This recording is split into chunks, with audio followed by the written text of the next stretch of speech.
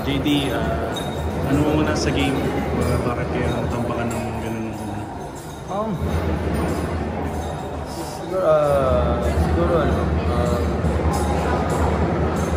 napagandaan din talaga kami ng maganda ng Adams. And ayoko naman mag-excuse, pero nasa part din namin na masyado kaming flat nag-start.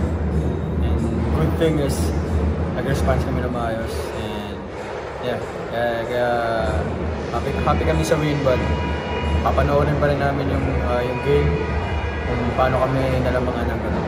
Masabi mo ba na parang may complacency sa side nyo entering the game?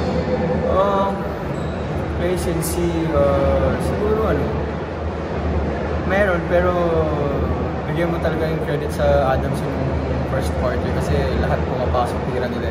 And yung part namin na hindi sila patirahin ng ganun, hindi namin nagawa. So mas preparado sila.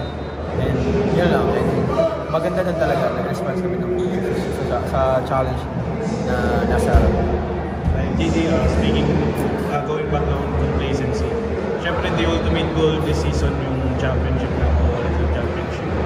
Ngayong unbeaten kayo in 5 games, kumbaga personally ano yung nagda-drive sa'yo para ma-maintain na hindi kayo ma-relax, hindi mawala yung focus nyo naman? Personal championship run namin, gusto namin makuha ulit, but alam namin mahirap, pero para sa akin mas gusto ko makita yung potential ng team, yung potential namin as brothers or families ng court o sa labas. And sana ma-reach namin yung goal na yun. Ikaw ba meron kang parang personal na ini-aim o gusto mo mapakita ko yung ganito kasi senior na ako?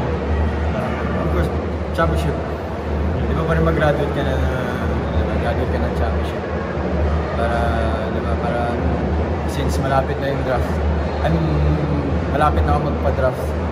So, sa akin yun, kumbaga mag-boost ng confidence sa akin yung pagdating sa akin. And hopefully na ma-draft sa PBA. So kung ba kasama siya sa, kumbaga hindi siya yung main goal mo pero kasama siya na gusto ko maganda yung maipakita ko ngayong season. Parang ganun talaga ako. Kasi last playing year ko na rin to, and ito yung parang bridge ko dun papunta sa next level. So which is bro. Yun nga, maganda yung numbers mo this season. Pero ganda ba? Number 2 ka sa wala na, bumaba na. Wala na.